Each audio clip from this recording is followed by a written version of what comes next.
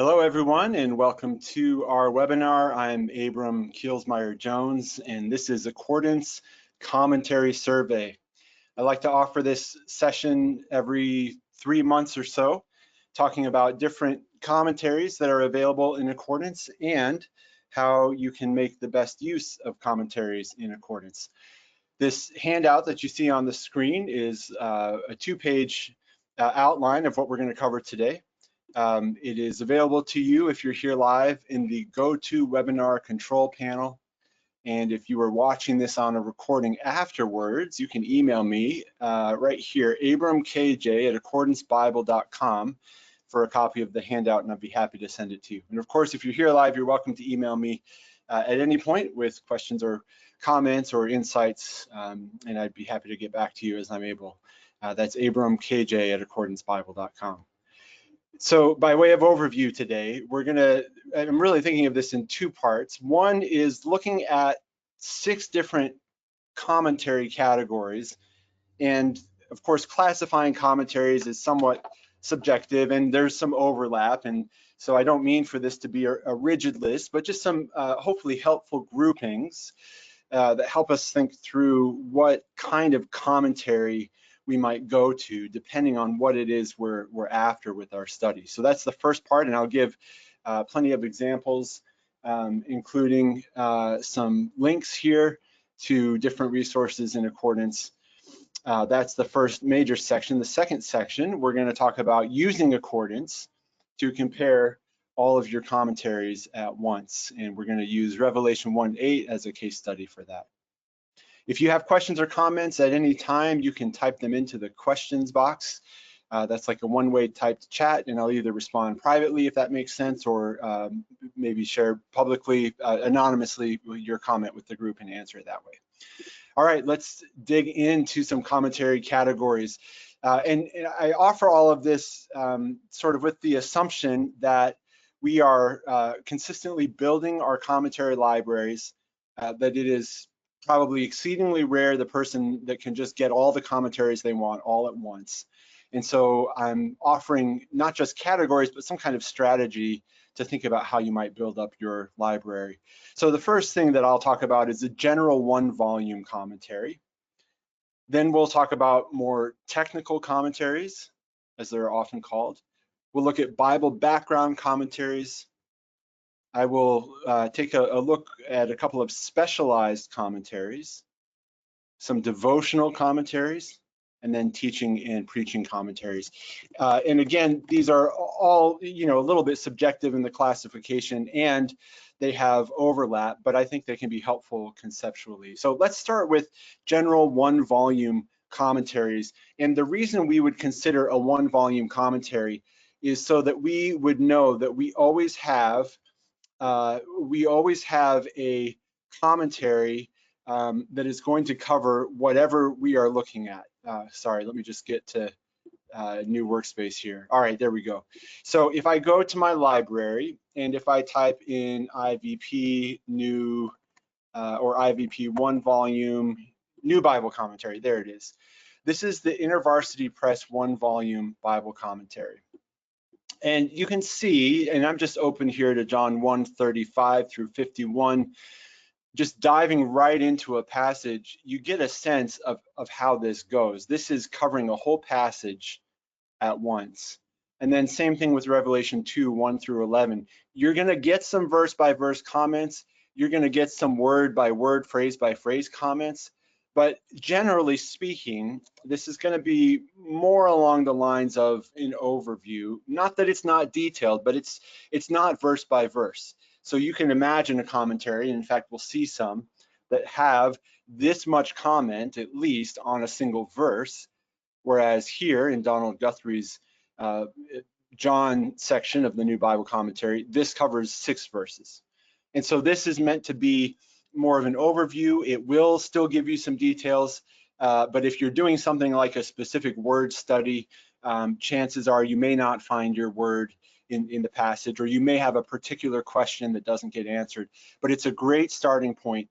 And as a 1-volume commentary, as I look at the content sidebar here, which you can access with this button, you can see that this covers the entire canon, the entire Bible. Here defined as the Protestant canon. So you've got all of the Hebrew Bible or Old Testament, and then all of the New Testament, and it's all there. So what this means is that whenever you're studying any passage, you know that your commentary will have something on it. It may not have that particular word, it may not answer your particular question, but even if you're spending some time in the less often read book of Obadiah, you don't have to go get a commentary on Obadiah or on the minor prophets. You've got something here.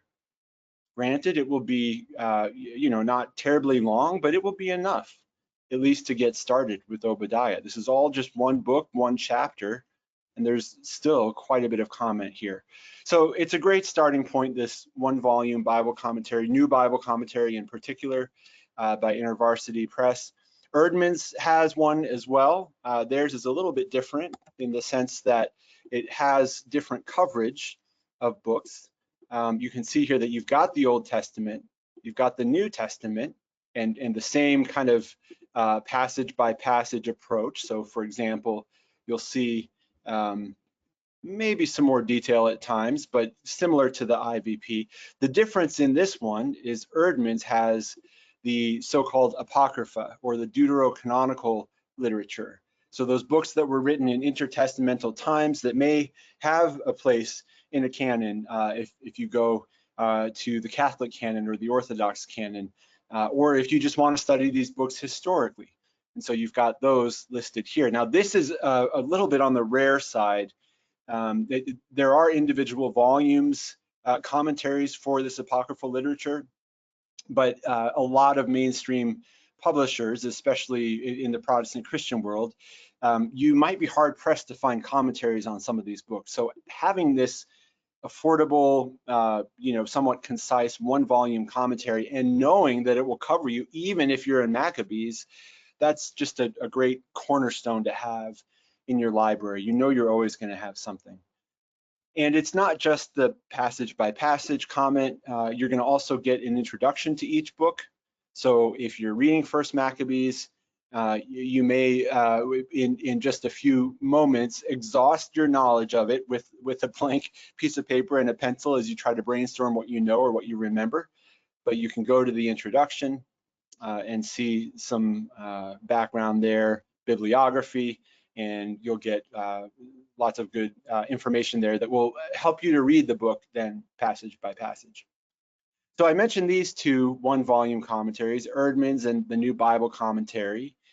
They also, one thing they have in common is that not only do they cover passages of the whole Bible, they cover not only the books, but they have great introductory articles. So you'll see, for example, this section here, what the Bible is in the New Bible Commentary. And it talks about the Bible as revelation. And it talks about it as the Word of God and the Word of human beings. And then it talks about canon. So it may even say why here in this commentary do we not have apocryphal literature. There's a section on how to interpret the Bible. You've got a separate section on biblical history. So you'll get an overview that's not just book by book, but really broad, kind of synthesizing everything together. And Eerdmans has similar articles as well. You'll find those here at the top of each testament. So you've got the history of the tradition, archaeology, and then similarly with the New Testament, you've got the history of the tradition, hermeneutics, and so on.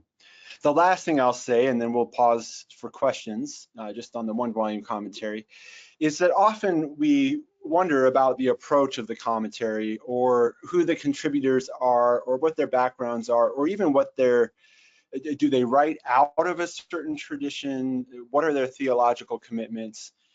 Generally speaking, with any of the commentaries mentioned here, for the most part, there's always exceptions, but for the most part, you're going to find that these commentators are trying to be somewhat on the objective side. Nobody's 100% objective, but they're generally speaking going to say, well, some people say this, others say this, this is what I think. And so you'll often get a nice balanced overview, and you can kind of think for yourself how to interpret. But it is also helpful to know, well, where are folks coming from? So for example, what is the view of Scripture, generally speaking, in the New Bible Commentary. So when we talk about inspiration and we talk about the interplay of this is God's word and these are human words, are they, is it 50-50? Is it 100-100? Is it 75-25? Different commentators will think differently about that.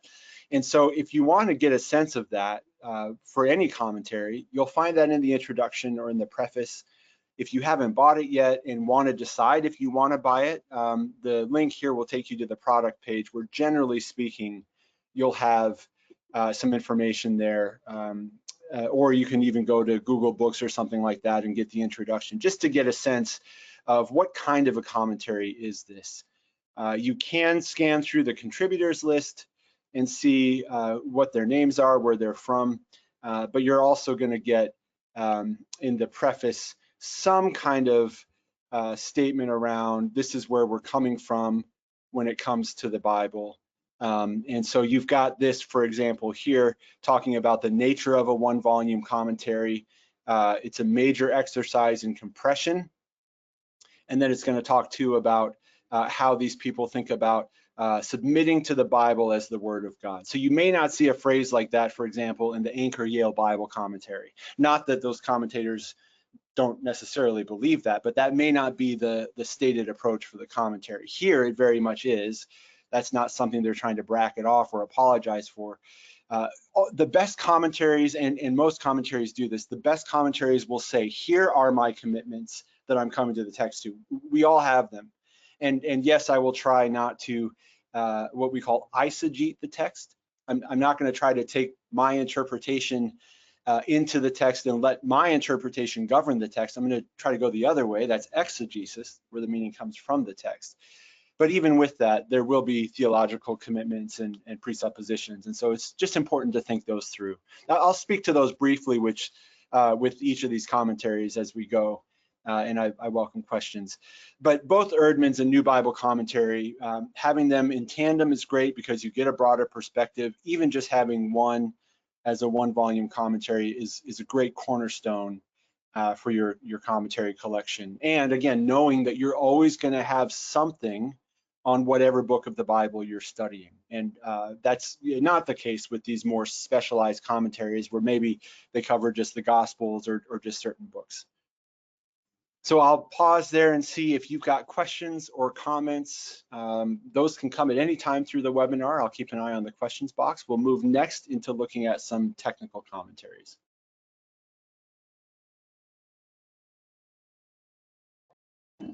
So we go from 30,000-foot overview, one-volume commentaries to technical commentaries where you may have paragraphs on a single word.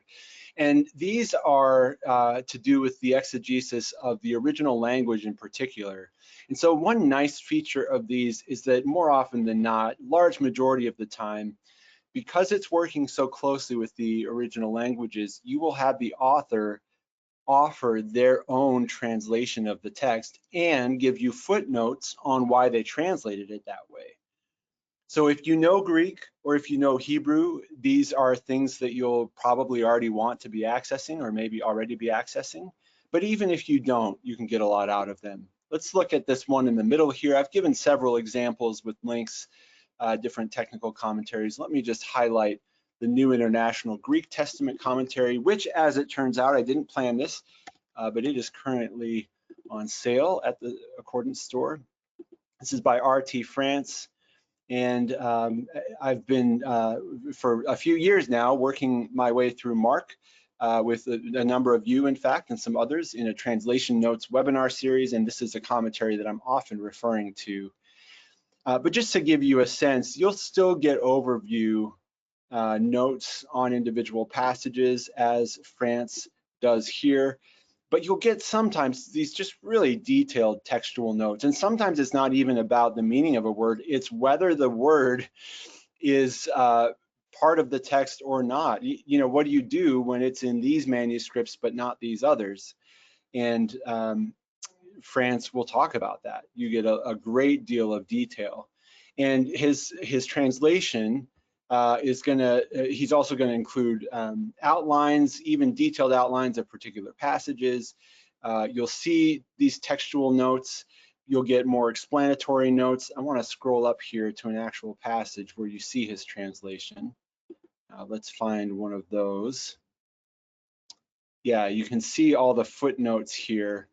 Let me just get up here. Very long, as you can see. I know I'm scrolling quickly, but this is all just one verse here. So he does a lot of detail. I'm trying to find his original translation. Well, it's in there, but the textual notes as well. Again, even at the very beginning of the book, I mean, you don't get very far in this commentary where he's talking about whether or not the phrase "the Son of God" is in there. So this is the beginning of the gospel of Jesus Christ, huiou tou theou, and is that part of the text or not? And so he has a long textual note there. So you get a lot of detail. Now, this may not be something that would come into your sermon preparation process or your own personal Bible study, or maybe it would, but France has lots of notes on it. Another similar commentary, NICOT, the New International Commentary on the Old Testament. I believe that's also on sale this week. Again, not planned. But you can see here, same kind of thing. This one is maybe a little more user-friendly if you don't know Hebrew, but you've got an original translation again. You've got verse-by-verse comments. You've got detailed footnotes, and sometimes the more technical notes having to do with the original language will be footnoted here, but no shortage of information. And the focus, when we say technical, we don't just mean it's using Greek and Hebrew. We mean that it's using Greek and Hebrew to exegete the text and to understand, okay, this verb was inflected this way here, or this stem was used instead of this stem. Why, and what does that mean for how we understand this? So if you've had some exposure to Greek and Hebrew, those are questions that you won't really find addressed in these one-volume commentaries, but technical commentaries will cover them. I've linked to some others here. The SIL Exegetical Summary Series is the last one I'll highlight here. And that's a kind of commentary, what's the word I'm looking for? Almost like an aggregator. It takes all of the commentaries, or I shouldn't say all, but it takes many, many commentaries and translations and basically collates them. You did a translation. So here's Mark 1:1, beginning of the gospel of Jesus Christ, Son of God. It's a pretty, almost like an interlinear translation, but that translation has footnotes for individual words, which then link to lexicons and summarize lexicons and translations. And then you get a Q&A. That's how it's really organized. What is the function of this verse? Mark 1:1. How are the nouns related in this genitive construction? So that's Greek grammar right there. How is the word Christou, Christ, used here? You can see here, this one, even if you didn't know any Greek, you have Christ here. And whether you knew Christou or not, that's maybe something you would want to know about the text. And then it takes different interpretations and summarizes them. And so you can see here, hovering over them, what they are. If you have it, it will even link to it in your library so that you can open it, which is really cool. But this SIL Exegetical Summary Series, I think if I were going to recommend one commentary series, it would probably be this one, just because it summarizes so many others. I mean, you're really getting more bang for your buck. Now, it's called a series. It's not a set, so it's not complete. It doesn't cover everything. So that is one downside to it. You can see in the contents here, it's got much more for the New Testament than it does for the Old. And the product page will detail that. But for those books that I've used it for, I found it invaluable. It is also, it never tries to really make a case for one of the different viewpoints. It just catalogs them, and I appreciate that too. I don't mind a commentary that's arguing for a certain viewpoint. Again, that's inevitable. That's what commentaries do. But I like how it just summarizes the different ones, and so I can get a sense of, all right, here's what these 5 commentators think about what this phrase means. Here's what these other ones think. Here's how it's translated, and so on. So it's really like a buffet of different commentaries, this summary series. And then I didn't talk about Anchor Yale or Kregel, and then there are more, but I've linked to all of these if you want to look at them more on your own. Word Biblical Commentary would be another technical commentary. Again, usable by all people, regardless of Greek and Hebrew knowledge, but I think you'll get more out of it if you have Greek or Hebrew. Yes, I see this question in the chat. Somebody says, would Word Biblical Commentary be considered technical? Yes, and that's not to say, again, that you need any particular training to use it. It's just that, I mean, you'll maybe miss a few things here and there. It is technical in terms of, you know, not just the language, but you've also got a detailed bibliography in the Word Biblical Commentary. I mean, these are really research commentaries. Like if you were doing an exegesis paper on a few verses and you had to write, you know, 12 to 20 pages or something like that in a seminary setting, you would actually be chasing down these articles in a library, and they're all listed here. And then you've got, I mean, you can see the Hebrew here is not even transliterated. So technical in that sense too. You get a lot of what's called form criticism, and you get a lot of structural analysis, literary analysis. So that tends to feel more academic, and there's some terminology there too. So not just the original languages, but there's some other aspects that make it technical.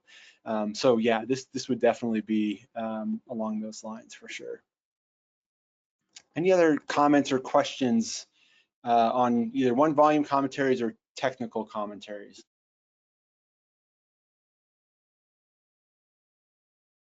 Let's talk about Bible background commentaries, which is a funny category to me. And I list it as a separate category because there are at least a couple of commentaries that name themselves Bible background commentaries. And I think this is a funny category because my first reaction was, well, isn't every commentary on the Bible giving us background on the Bible? And the answer is, of course, yes. But the particular kind of Bible background that's envisioned here is more along the lines of historical and cultural. And so it may address particular words or phrases or meanings, but it's more likely to do it in the context of how did first century people understand the phrase Son of God or Messiah?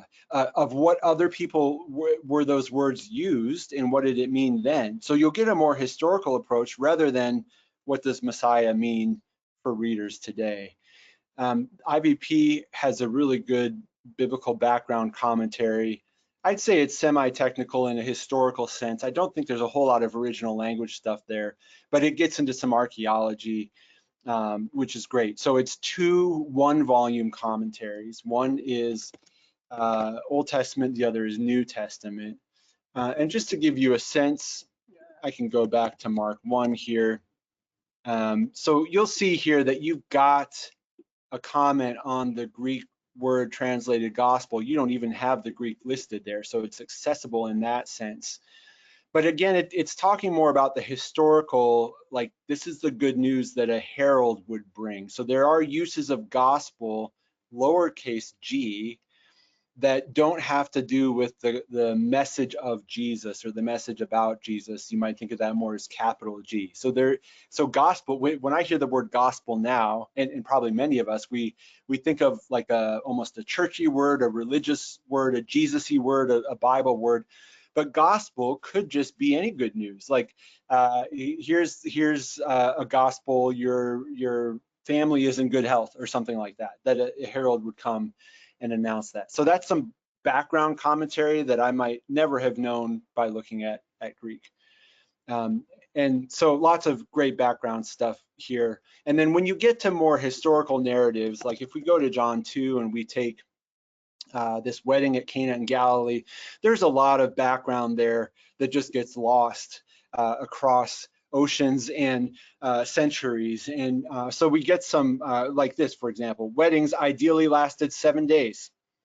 If you've ever planned a wedding and it has not lasted 7 days, you may be very grateful it did not last 7 days. But when we talk about this wedding at Cana in Galilee, this Bible background commentary is telling us this is not just a one-time event. And then again, you can imagine, okay, we're talking about wine, not just for a day, but wine for 7 days. And so to me, anyway, that already just increases the magnitude of the miracle. So this is the Bible background commentary. And again, it's not that other commentaries don't give background, but this is more focused on these historical, cultural questions. So much so to the point that you'll find whole verses in here that just may not really be covered at all. Like here's all of a sentence for 2 verses. You'll get some verses that have no coverage at all because there may not be a germane historical detail there. But if there's any historical cultural background you're looking for, this is excellent. Craig Keener, of course, being just among the chief scholars when it comes to Bible background. There's also the Zondervan Illustrated Bible Backgrounds Commentary, multi-volume work. This is like the IVP commentary. 2 differences are it's longer, it's more expensive, and it's illustrated. So you'll get, I was just recently reading Acts 23, and Peter, not realizing he's talking to the high priest, calls him a whitewashed wall. You know, you don't need you don't need historical background to realize that that's an insult or a criticism, and the text makes that clear. But it might be nice to get some background on what those were, and so here it is. Paul is here using a prophetic image from the book of Ezekiel, so I get some biblical background, and then you even get a picture here of what might be in mind. And there are pictures throughout. It's a graphic or an image-rich tool that really, I think, helps some of this stuff come alive and makes us as readers feel more connected to the world of the text. So those are 2 Bible background commentaries, IVP and the Zondervan one. I didn't link to the Zondervan one, but the IVP ones are there in the handout. Oh yeah, and someone mentions the NIV Cultural Background Study Bible Notes. Let me put that in the chat so you've got that as another one. Yeah, do I have that? I do. Yeah, thanks for mentioning that. Yeah, this is great. So this is a study Bible, not a commentary per se, but I mean, well, it's kind of a commentary. I mean, it functions as one. So you've got concise notes here. But if we go to John 2, I suspect you'll get, yeah, same kind of thing here. Wedding feast lasted 7 days. In fact, you've got Keener here, which I wonder whether there's overlap with this and his IVP background. But John Walton and Craig Keener, I mean, they're just, actually, this may be based on, I wonder if this is based on the IVP background commentary, because that's Walton and Keener. It may have some direct relation to it. But yeah, that will be a very concise tool, that cultural backgrounds study notes, and you can just run it right in parallel with your biblical text.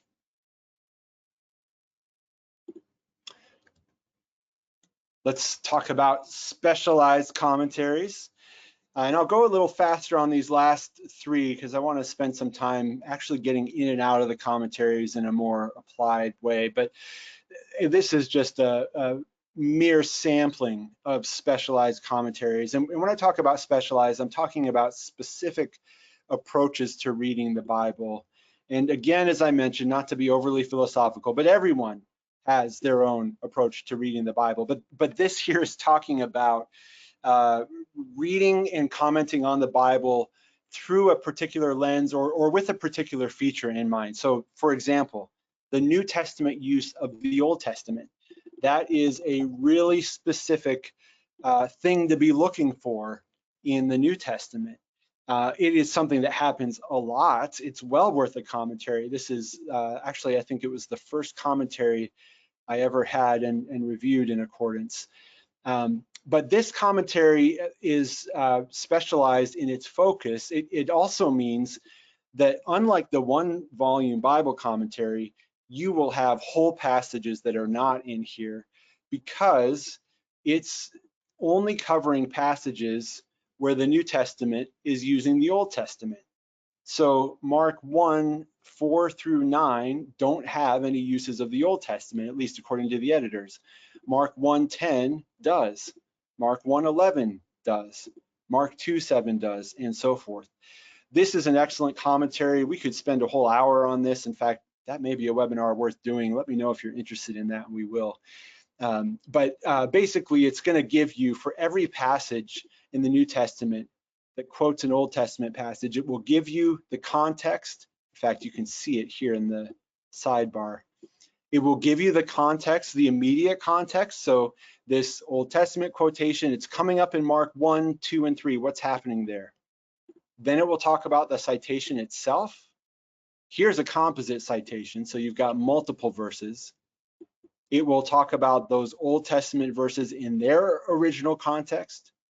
It will talk about how they were used in Judaism in the years between when they were written and when Mark was written. It will talk about how Mark now is using this, and then the theological use. What does this mean theologically? I have used this commentary many times, and it's excellent. There are some accompanying works now as well, like the Dictionary of the New Testament use of the Old Testament. But of course, this will not cover Old Testament passage. Well, it covers the Old Testament, but I mean, if you're reading through an Old Testament book, it won't necessarily have your passage in it. If you're reading through a New Testament book, you'll get a really good overview of how did this particular author use the Old Testament, Hebrews, for example. And you can see here, even just by looking at the sidebar, you can see what are the passages where the Old Testament is at play. So that's one kind of specialized commentary. That's a pretty specific approach. Because of that, you'll have lots of passages that are not treated, but the ones that are going to get more detail than even your technical commentaries will. Another specialized commentary, just to give you a sense, the Ancient Christian Commentary, Ancient Christian Commentary on Scripture. This is previewing Revelation 1:8, which we'll move to in just a moment, but this is also complete for the entire Bible. So it covers the Protestant canon. Actually, it's got some Apocrypha too. And it's organized by chapter and verse. And it's basically a collection of quotations from ancient Christian authors. I think it's something like the 1st century, yeah, to the 7th or 8th century, mid-8th century. In fact, it tells you that there. So if your question, and again, this is a specific way of exegeting the text, it's not necessarily doing a word study or giving you historical cultural background, but it is answering the question, how did the first 8 centuries or so of interpreters read this passage? And so you'll get quotations there from them. So if we go back to Revelation, and we'll come back to Revelation 1:8 in a moment. In fact, I can even just type Revelation 1:8 here. The Alpha and the Omega. So here's Augustine on Christ as Alpha and Omega. Here's Athanasius. And if you forget when did these people write, you can hover over their titles, their names, and the instant details will give you their biographical information, which is also linked to a section in the commentary. But you can even just hover over it to see who you're reading about. So here's Bede, hover over that and see when he was writing.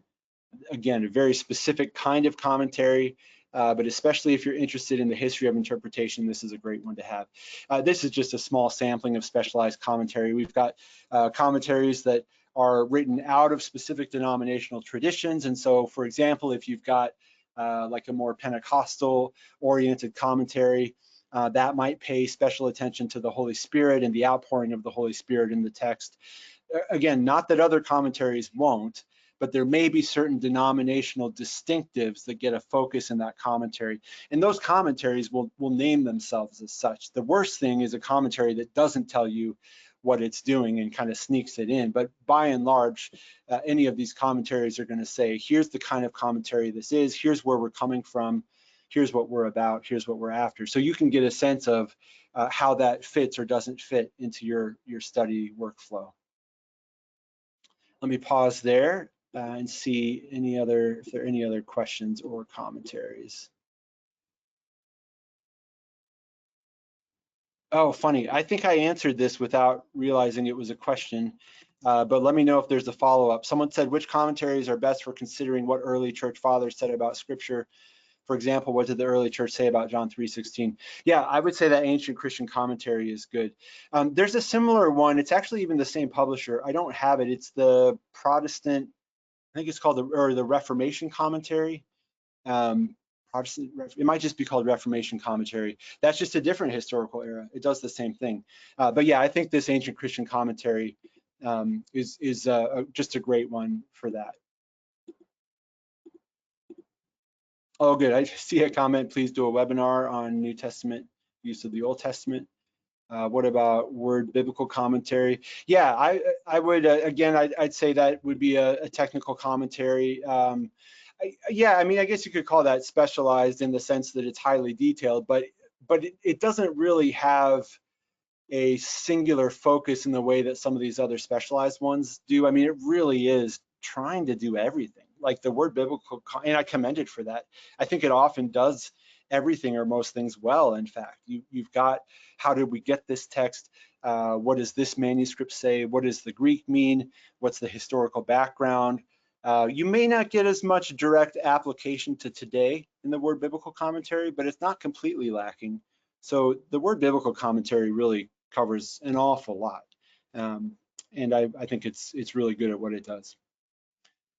All right, we'll spend less time on these last two, but devotional commentaries, again, there's so much overlap with all of these, but these ones are geared more towards theology and application. And I call it, I didn't make up the name devotional. The idea is you could read this in your devotions in a kind of spiritual practice sort of way. So maybe you're still interested in studying the background of the text, but maybe your interest is more like, I'm reading through the book of Deuteronomy. I acknowledge that it was a different time and a different people and that there's some interpretation, but I also believe that it can speak to me today. So what is it saying? If that's your approach, you may consider the Tyndale commentaries, or, and the name says it all right here, the Bible Speaks Today commentary. That name sums up the belief, which is that the Bible speaks today. Again, some of these more technical commentaries may treat that, but that's not generally their focus. They leave that work more to the reader. Whereas the Bible Speaks Today, even with some background and some exegesis, it does that too. It's going to end by saying something like, all right, here's the implication of this passage. So this Sabbath rest, we're talking about time here and rest. And then it's going to jump ahead to the New Testament and say much of this is foreign to our ways of thinking. How do we think about time? So you may not find this in Word Biblical Commentary or Anchor Yale or even the New International Greek Testament Commentary, but you will find it here, moving beyond just what the text means in its original context to what it says to folks today. And it does it in a careful way. It's not like it does these slapdash applications of the text says this, therefore it applies to me today. It will make that connection and make a case for why it applies or doesn't apply. So it's pretty careful. But each section ends with these, I mean, here you've got the line, the witch in the wardrobe quoted here, and God and time and biblical time. And so by the time you finish this, you feel less like you're reading a commentary and more like you're reading a well-constructed sermon.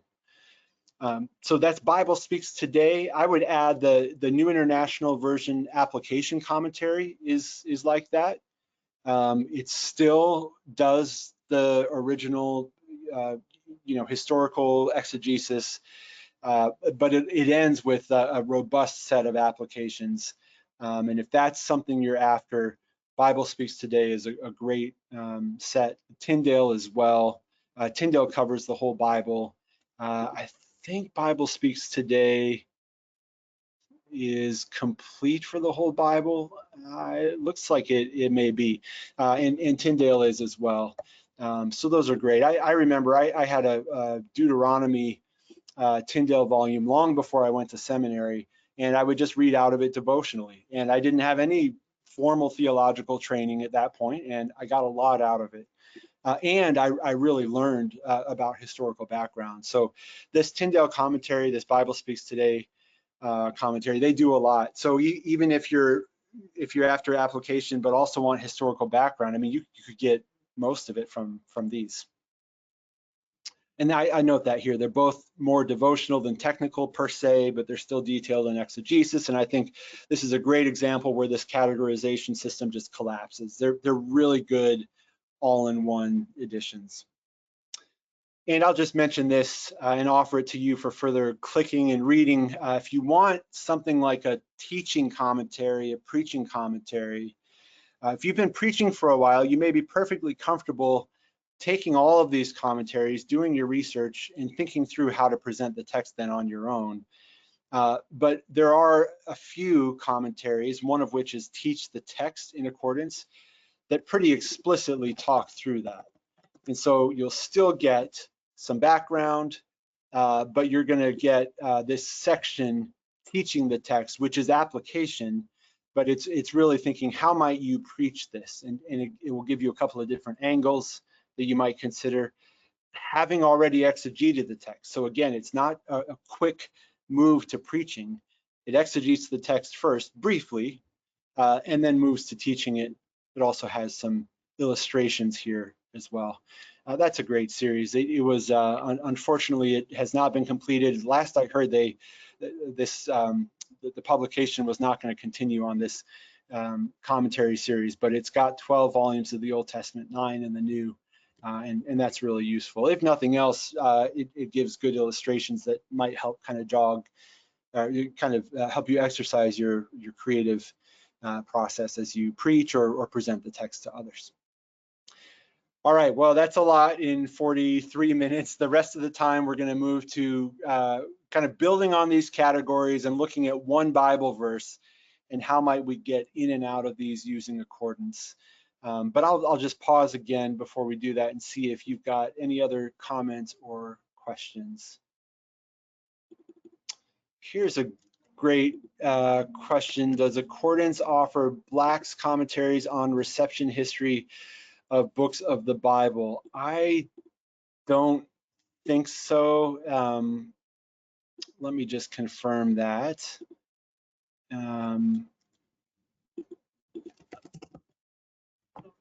No, I don't think it does.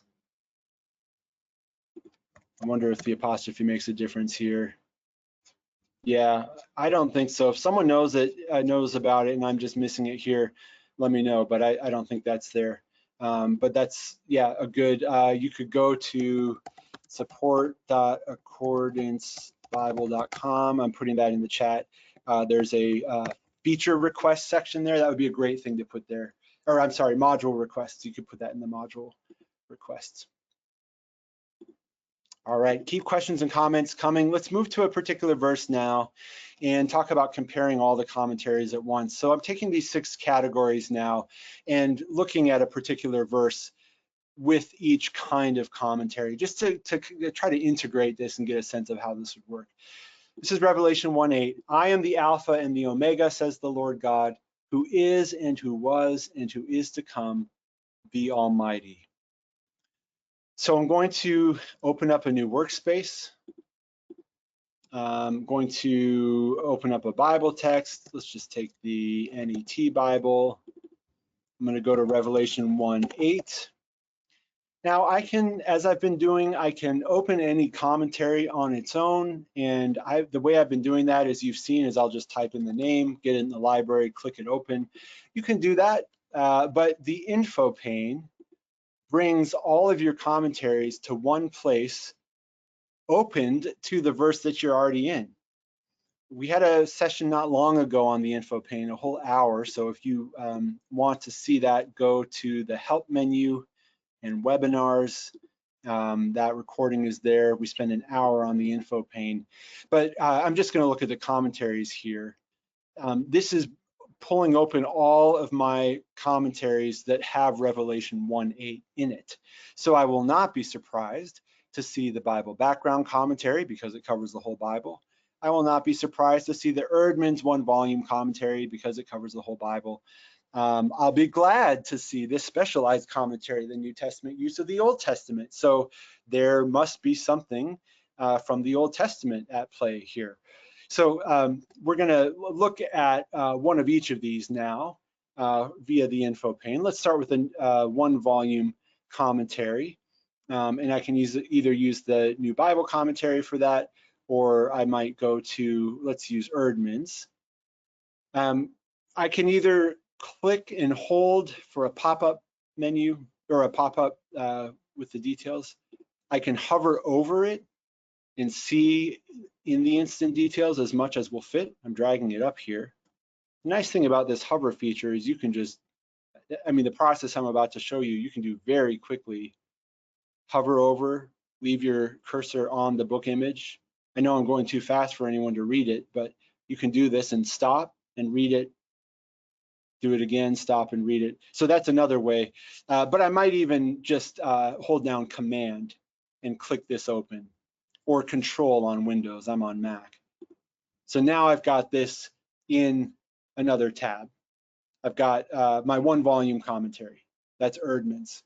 And I can read it, but I'm just going to leave it for now. Or let's say I read it and move on. So now I want to do something more technical.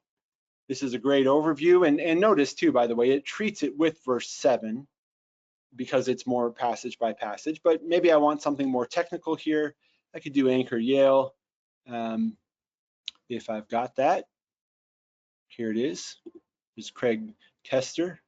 Again, he puts 7 and 8 together. This is going to be a longer section. If I want another technical commentary, here's Beale on Revelation. Oh, it's taking me to verse 7 now, because here, now I want verse 8. All right, there it is. So I've got Beale on Revelation 1:8. I could read through that. You're going to see here, he puts 7 and 8 together. But here's verse 8, and just to get a sense, I'll go slowly, but just to get a sense, you've got the Greek there. You've got a note on what manuscripts add. And he really is treating this from a Greek standpoint. So lots of detail. All right, and then maybe I want a Bible background commentary. So here's Keener.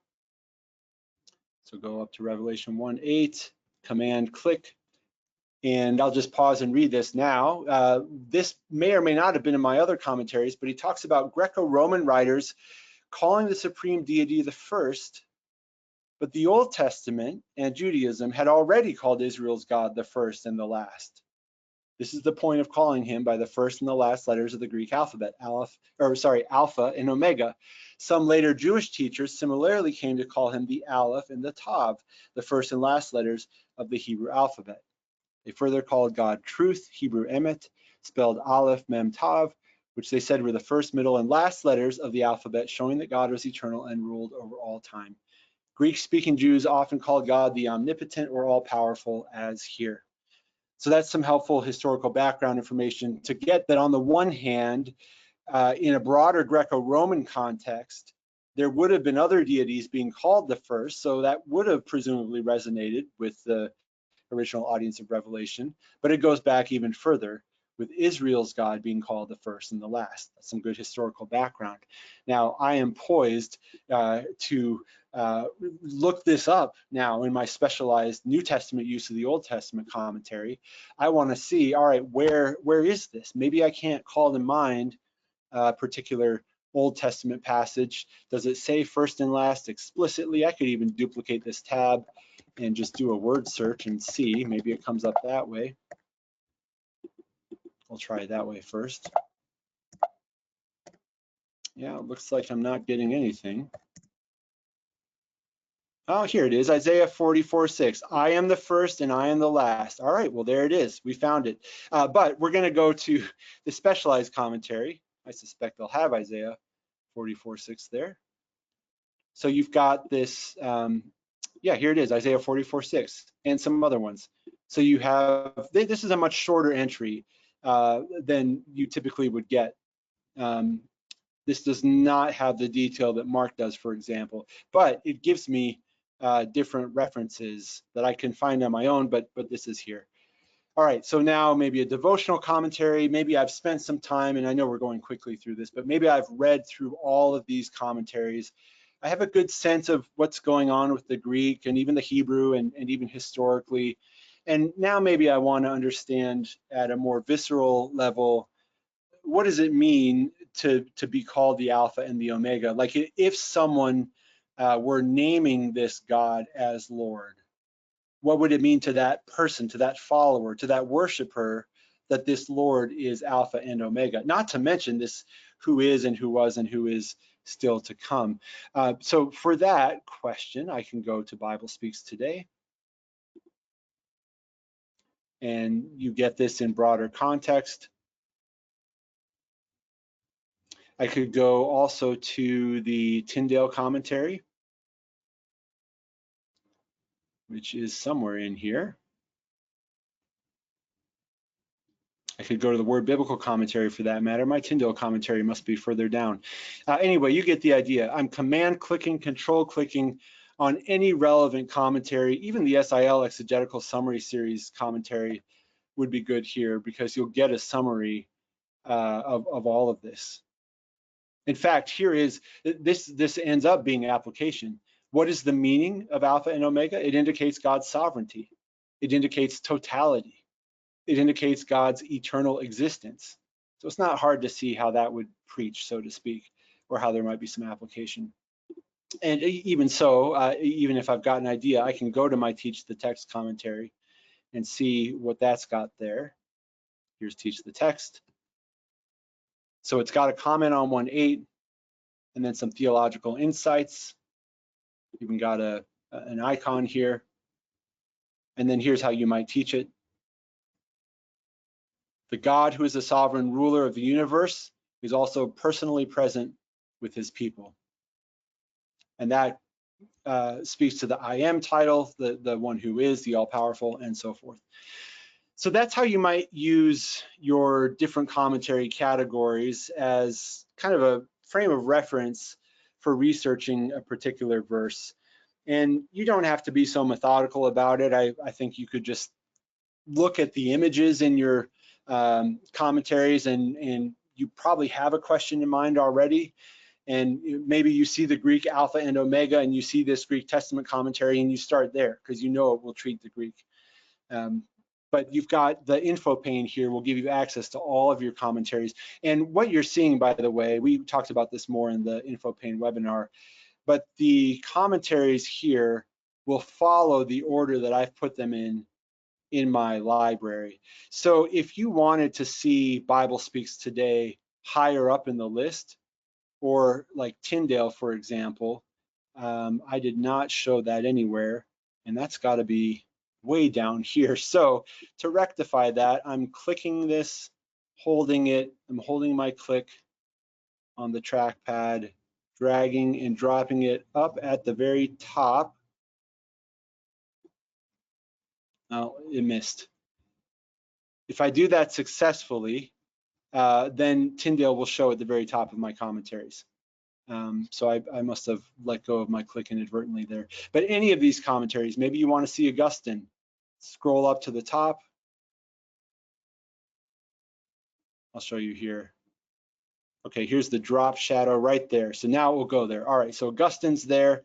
So if I have Augustine on Revelation 1:8, which I don't, it'll show up first. But he's, what do we have? Psalms and John. So if I've got Psalm 1, you'll get Augustine right at the top. So you may even think about, with the info pane, spending some time dragging and dropping and reordering these commentaries so that you don't have to look through, if you've got a long list, you don't have to look through a lot before you find what you want. So yeah, Tyndale for me needs to go up higher so that I can find it sooner, but it'll show up too down here if it's got comment on the verse that you're looking at. All right, I'll stop there. If you've got other questions or comments, either on anything we covered or didn't cover, especially if you're wondering about a particular approach or kind of commentary or a particular commentary. I have used many commentaries. I have not used every commentary, so I'll do my best to answer any questions. I do want to point you to this Best Commentaries Review website. It's an aggregator of reviews, bestcommentaries.com. And then you can also see Accordance new releases here. I've linked to that in your handout. And that's something I check from time to time just because there are always new commentaries coming out, new volumes in existing series, and even new series. You'll see, I mean, you could really get lost in this bestcommentaries.com website because not only does it pull together different reviews of different commentaries, but you'll get a really good sense of what's coming out and when. You get particular groupings of commentaries and recent reviews. There's just a whole lot of stuff here. Really good website. So that's something you can check out as well. What questions or comments do you have as we think about wrapping up today?